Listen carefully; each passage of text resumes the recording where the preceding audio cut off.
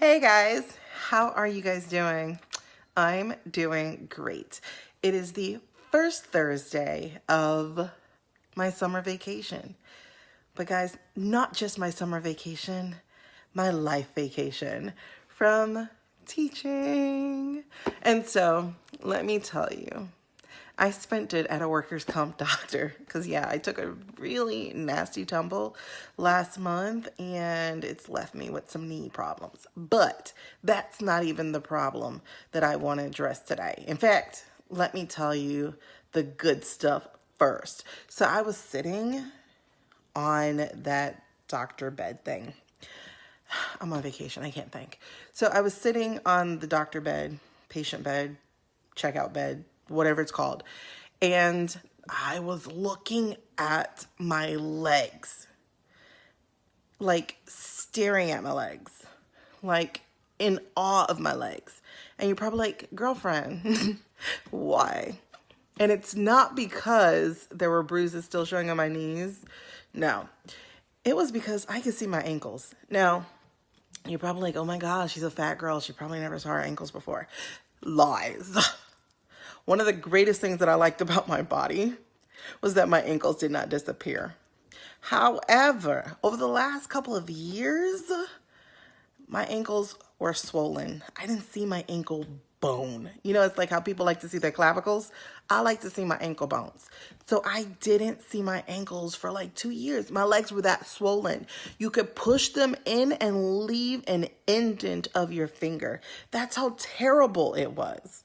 But today, on that Dr. Betty thing, on that, as I held my legs like straight so I can look at them, my ankles were there. Bones, tendons, all of it. I could see them all.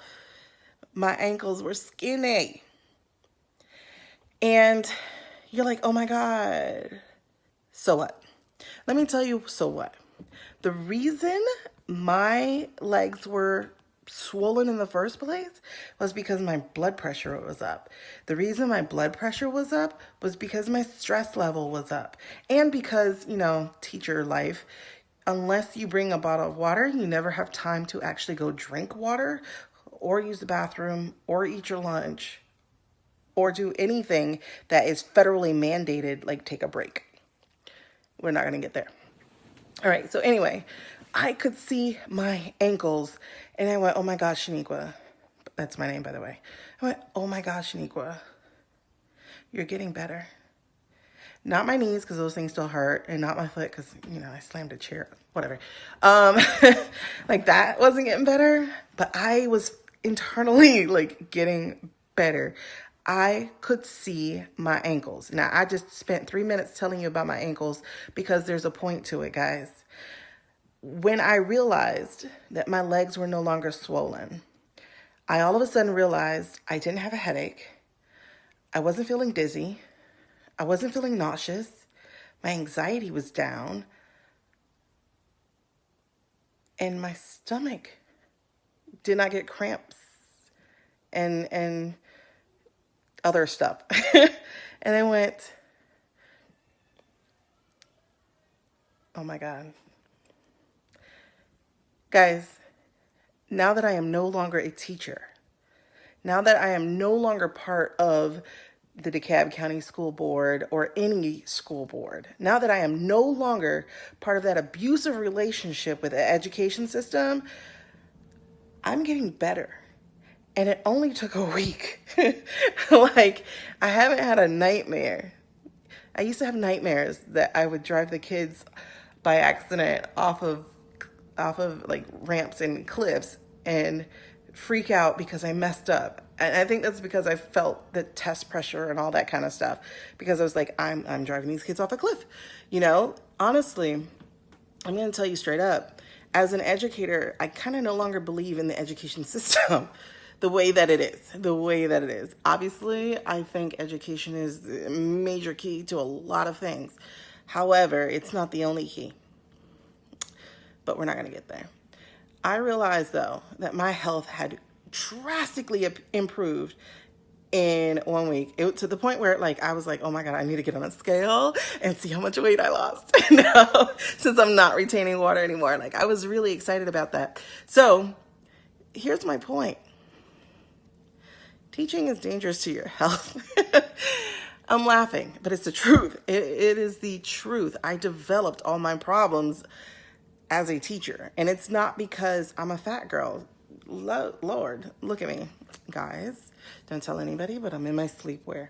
But anyway, I developed all of my health problems as a teacher. The high blood pressure, the hives, the sickness, the nausea, the dizziness, the migraines, all of those as a teacher, because the stress levels are palpable. Is that even a word anymore? I don't remember. Whatever. But seriously, the stress level is insane. And the emotional abuse. I've already done a video on this. If you guys go through my YouTube channel, you would see it. But if not, you can go bit.ly/teacher abuse, all lowercase, and you will find it.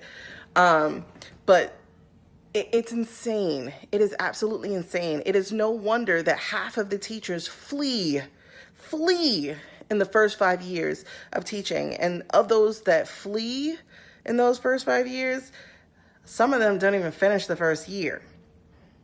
That should have been me.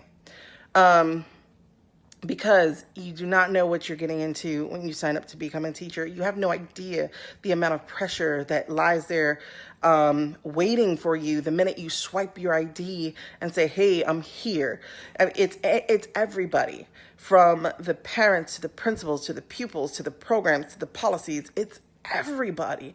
And sometimes even your peers, your fellow teachers. It's everybody. The stress is ridiculous. The emotional abuse should be like some kind of felony or a misdemeanor, like, because it tears people down physically, mentally, emotionally, and spiritually. A lot of folks are robbed of who they are. And so that stated,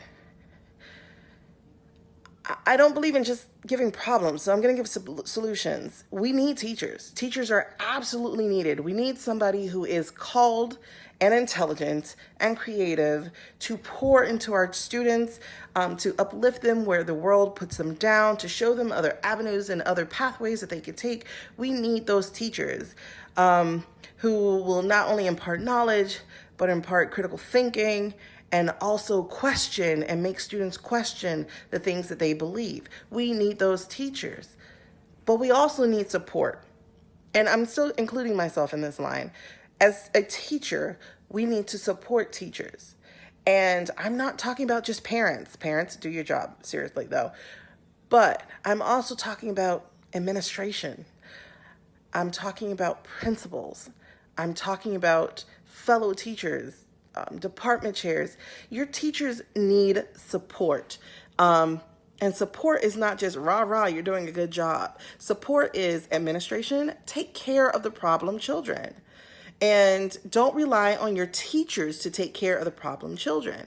I just came from a school where I was expected to call home and tattle on a kid, and I teach high school, or taught, excuse me, let me put that big strike through that, taught high school.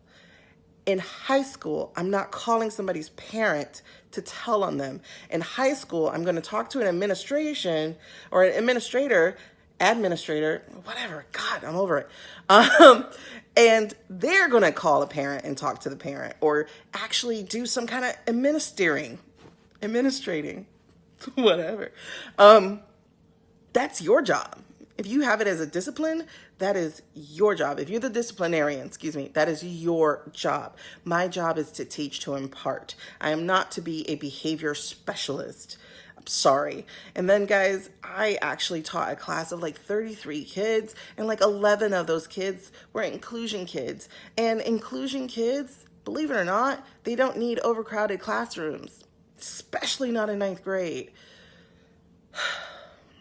I digress on that one. Actually, I don't. Support teachers. Why are you packing classrooms?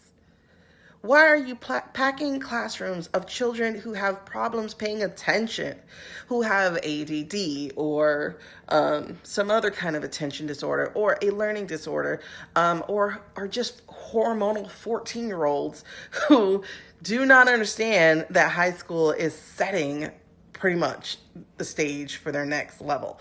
Why are you packing those with 33 kids, 34 kids, 35 kids, 37 kids? You really honestly need to start paying attention to class size. It should be 25 or less preferred. We're not taking care of children, but I'm not even going to get on that. We're not taking care of teachers. Y'all think teachers are some kind of glorified babysitter. See the other video that I did. But they're not, okay? They are human.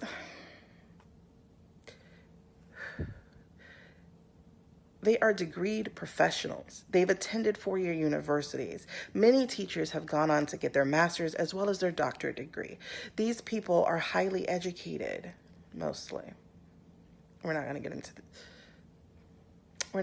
into people who go into special subjects just to get the paycheck. Not going to do that. But for the most part, your teachers, they are professionals and they are highly educated. They are very degreed, sometimes 1, 2, or 3. These people deserve as much respect as your lawyer, your doctor, your ball player. Like, this society has so much that's wrong with it. Like, so much that's wrong with it. And I can go on and on about education. Honestly, get ready because I'm going to.